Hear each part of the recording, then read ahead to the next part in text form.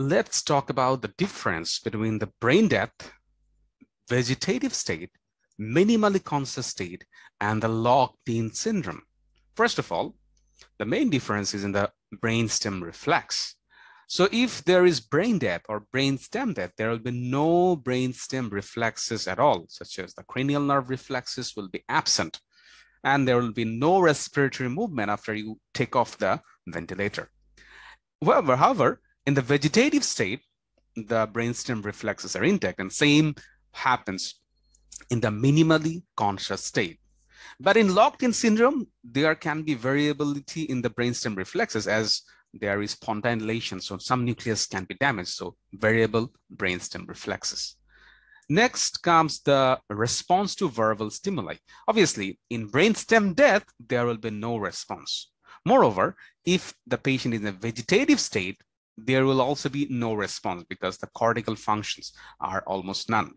But in case of minimally conscious, look at the term, minimally conscious. As the patient is minimally conscious, there will be some response. That is the differentiating point between the vegetative state and the minimally constant state.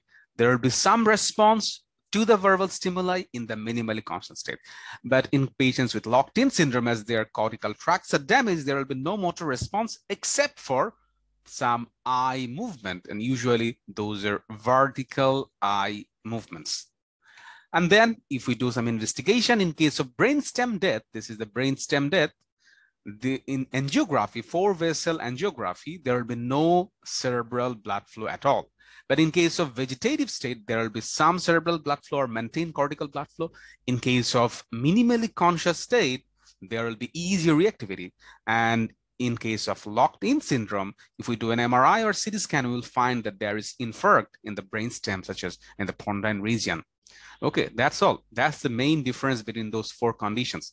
So if we summarize, in brainstem death, there will be no brainstem reflexes, no response to verbal stimuli, and no blood flow. So everything, none, none, none.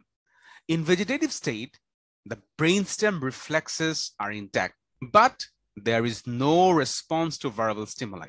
Whereas in the minimally conscious state, there will be some response to the verbal stimuli. That is the main difference between the vegetative and the minimally conscious. There will be some response to the verbal stimuli. And in the locked-in syndrome, everything is variable. And the main thing is after some stimuli, there will be vertical eye movements.